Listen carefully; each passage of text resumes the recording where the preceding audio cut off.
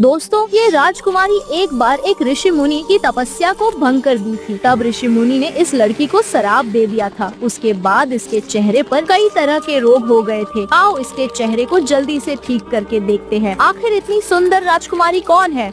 दोस्तों, ये last layer है, परंतु इसके चेहरे को देखने से पहले बड़े बड़े सेलिब्रिटी को सभी लोग लाइक करते हैं। आज देखते हैं माँ के लिए कौन कौन लाइक करके चैनल को सब्सक्राइब करके कमेंट में ये वाला इमोजी सेंड करेगा। अरे दोस्तों, ये रहा इसका फाइनल